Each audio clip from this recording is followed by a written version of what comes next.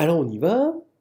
Le rayon de convergence de la série somme de ANZN et sup de R positif de AN RN tend vers 0. Bon, alors j'ai remarqué les vrais faux de Roger Mansuy, souvent ils commencent dur, même si après c'est moins dur. C'est un peu comme les Via Ferrata, où ils préfèrent donner toutes les difficultés au départ. On va appeler, je sais pas moi, ρ ce sup, d'accord?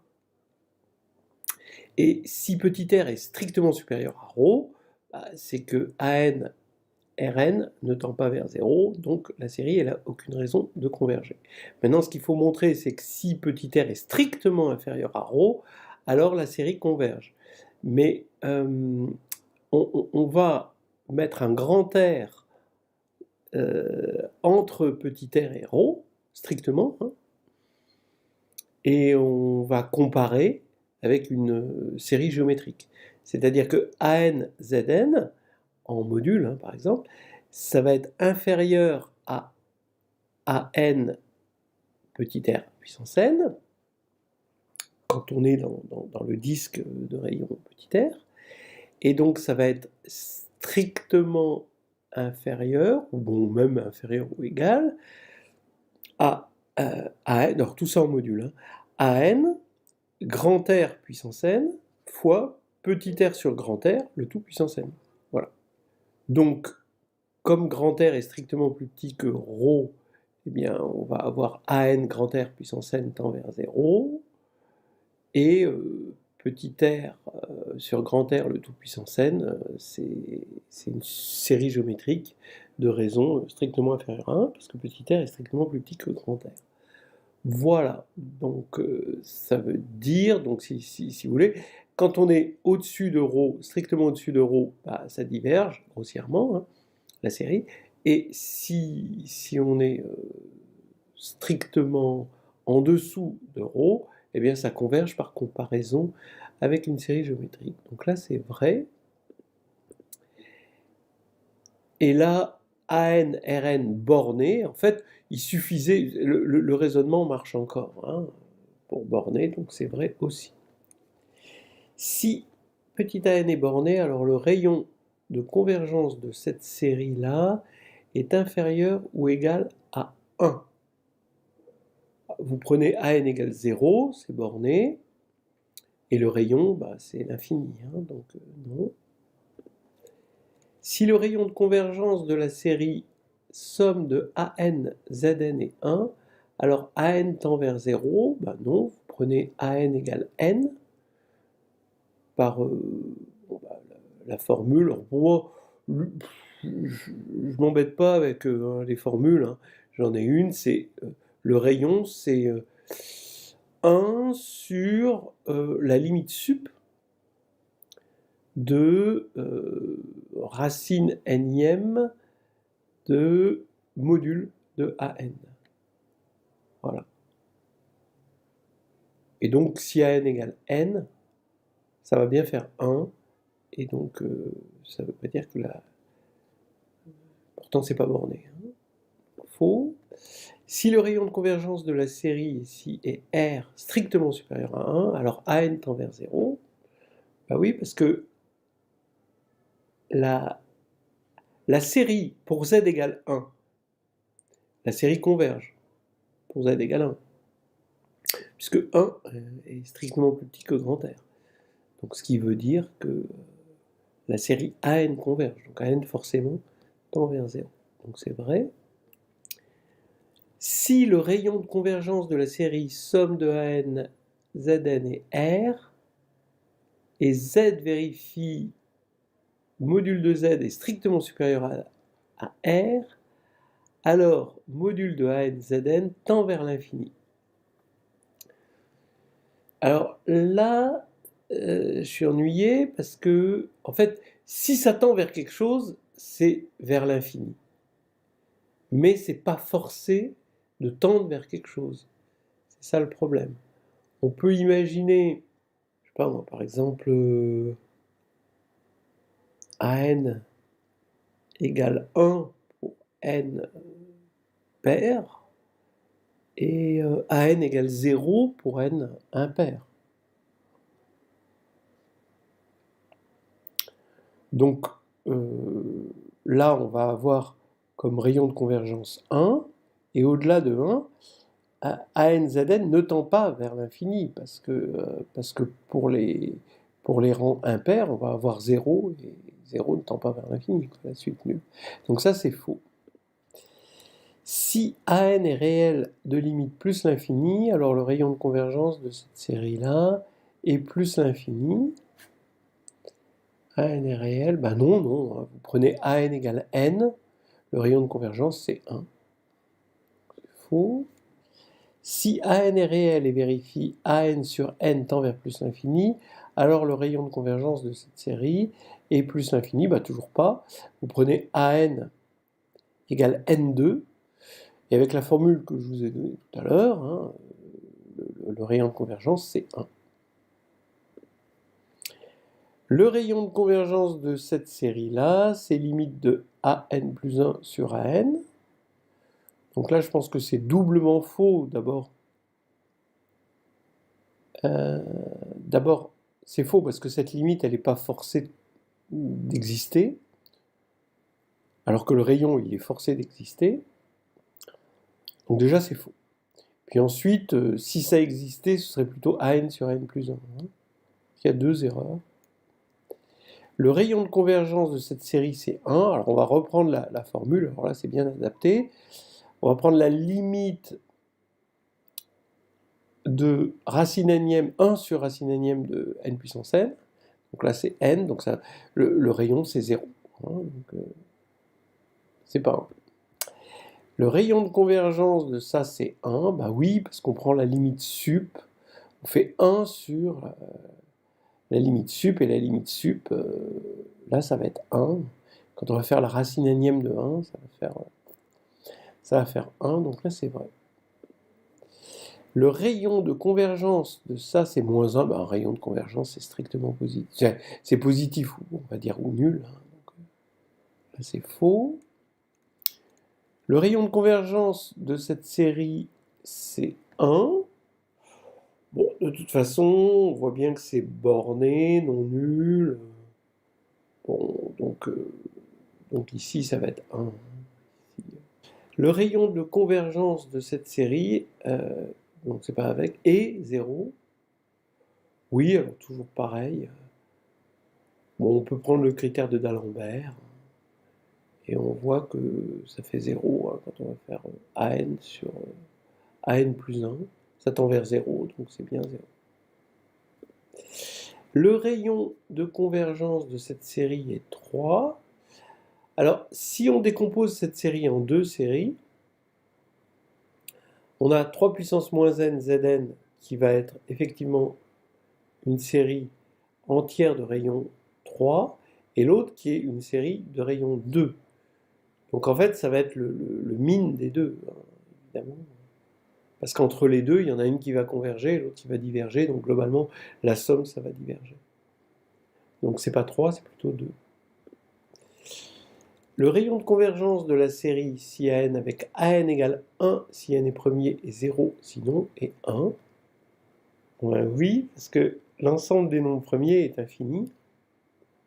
Donc la limite sup, bah, ici, ça va être 1. Racine énième, ça va être 1, et 1 sur 1, ça va faire 1, donc là c'est vrai. Le rayon de convergence des séries somme de ANZN est moins 1 puissance n. Oui, parce que le rayon de convergence ne dépend que du module. Donc vrai. Le rayon de convergence, bah oui, ça dépend que du module, donc vrai. Là aussi c'est vrai. Là, oui, parce que la limite sup de AN ou la limite sup de AN plus 1, ça va être la même chose, donc encore vrai. Le rayon de convergence, oui, parce que racine énième de n, ça fait 1, donc ici c'est identique, donc vrai. Là aussi, hein, parce que si AN est équivalent à Bn, racine énième de AN, c'est équivalent à racine énième de Bn, donc vrai. Si R et R' sont les rayons de convergence de ces séries, avec AN est un petit taux de Bn, alors R est strictement supérieur à R'. Bon ben non, parce que on va prendre 1 sur n pour AN et 1 pour Bn. Donc AN c'est un petit taux de Bn et pourtant R égale R' égale 1. Sinon, bon, en fait, il faudrait remplacer par supérieur ou égal, hein, mais pas strictement. Le rayon de convergence des séries ANZN et A2NZN sont identiques. Ben là, non. C'est faux parce que A2N, imaginons qu'on ait AN égale 1 si n est impair et 0 si n est pair. Donc ici, on aura 0 et le rayon de convergence, ce sera l'infini. Alors que là, c'est 1. Faux. Si grand R est le rayon de convergence de cette série, alors le rayon de convergence de celle-ci, avec cette 2n au lieu de z puissance n, est racine de R. Donc là, oui. Parce que si on pose grand Z, on pose le changement de variable, hein, grand Z égale petit z2, si grand Z est inférieur à racine de R, c'est équivalent à petit z inférieur à grand R. Donc ça, c'est vrai.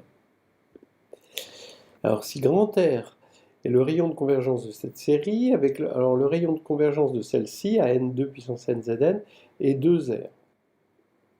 Ben non. Parce que si z est inférieur à 2R, alors 2z est inférieur à 4R et non pas R. Voilà. Donc ben, c'est faux. Si R et R' sont les rayons de convergence des séries ici, là, AN et BN, là, alors le rayon de convergence de la somme, c'est le max. Ben non, c'est plutôt le min. Des deux, on l'a vu tout à l'heure, un petit peu. C'est le... Parce qu'entre les deux, eh bien, il y en a une qui diverge et l'autre qui converge. Donc la somme, elle va diverger entre les deux. Donc c'est le min. Si R est le rayon de convergence de cette série-là, alors il existe Z dans C tel que module de Z égale grand R et la somme diverge. Ben non, il suffit de prendre AN égale 1 sur M. Donc grand R c'est 1. Et sur le cercle de convergence, sur le cercle voilà, du rayon de convergence, ben, ça converge, tout converge. Donc c'est faux. Si R est le rayon de convergence de la série ici, alors là ça converge simplement sur l'intervalle ouvert moins RR, oui. Si R est le rayon de convergence ici, ben, converge uniformément, ben non, hein, on prend n égale n, et ça converge simplement, mais pas uniformément. Si R est le rayon de convergence, alors ça converge uniformément sur 0, R sur 2, ben oui. Bon, entre parenthèses, il faut faire deux cas, hein, soit R égale 0, dans ce cas-là, bon, bah, voilà, c'est 0 le rayon de convergence, donc ça ne veut presque rien dire, et R différent de 0. Faudrait faire ça. Mais bon, en tout cas, c'est vrai dans les deux cas. Si R est le rayon de convergence de cette série, alors elle est dérivable sur l'ouvert, bah oui, ça c'est tout à fait vrai. Une fonction de classe C infinie est développable en série entière, donc ça c'est faux. Hein. Vous avez des contre-exemples avec l'exponentielle de moins 1 sur x2 prolongée en 0 par 0, donc là c'est faux. Si pour tout n la fonction ici est croissante, ah oui, si pour tout n an est positif, alors la fonction x donne somme de anxn est croissante sur son domaine de convergence. Bah non, parce que vous allez prendre la dérivée, ça voudrait dire que la dérivée est positive. Alors elle va être positive, oui, sur x positif, mais sur x négatif, il n'y a aucune raison. Il n'y a aucune raison que si... Ça reviendrait à dire que si AN positif, quitte à remplacer AN par NAN, quoi, que si AN positif, alors cette fonction-là est positive sur son domaine de convergence. Ça, c'est absolument faux. Une fonction développable en série entière sur moins R, R est de classe C infinie, oui, ça c'est vrai, c'est un théorème. L'exponentielle est développable, oui, ça c'est vrai, c'est avec AN égale 1 sur factoriel N. Cette fonction est développable, log de 1 plus x est développable en série entière, donc tout à fait. Donc là, ça va être le moins 1 puissance n plus 1 sur n. Hein. Donc là, c'est vrai. Et cette fonction, bah, c'était le contre-exemple, elle n'est pas développable. Hein. Donc là, c'est vraiment le contre-exemple bien connu. Alors cette fonction est développable même ni sur R, ni. C'est vraiment ça, c'est juste sur 0. Donc là, c'est faux. Là, bah, ça a failli marcher. Là, ici, c'était factoriel n, mais c'est factoriel 2n, donc c'est faux. Ça, bah non, c'est développable en série entière, mais plutôt sur moins 1 ouvert. Bah pareil, moins 1 ouvert plutôt, hein, si n est dans z. Si n est strictement positif ou positif ou nul, oui, mais sinon c'est faux. Ça, c'est développable en série entière sur moins de 2, ça c'est vrai. Bon, c'est des séries géométriques, ça. Hein. Moins de 2, bah non, bah voilà, parce que bah, il va y avoir ce problème en 1, moins 1, c'est plutôt sur moins 1, 1 ici, à cause de ça. Bon, bah, là, développable en série entière sur R. Bon, bah non, hein, toujours pas la même raison. Hein. On va avoir une espèce de série géométrique, et son rayon, ça va être 1. La somme de deux fonctions développables est développable en série entière, oui. Vrai. Le produit de deux fonctions développables est développable, bah, oui aussi, vrai. Une fonction périodique n'est développable en série entière sur aucun intervalle de la forme moins R avec R positif.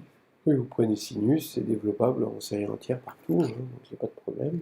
Une fonction de classe C infinie dont toutes les dérivées sont bornées par une même constante est développable en série entière. Voilà, c'était ça qui manquait. Bah oui, là, toutes les dérivées sont bornées. Donc là, on va pouvoir avoir la convergence sur un ouvert hein, de la série entière, et donc on va avoir égalité par unicité de Taylor avec la fonction. Donc là, c'est bon. Ouais. Voilà, c'est terminé.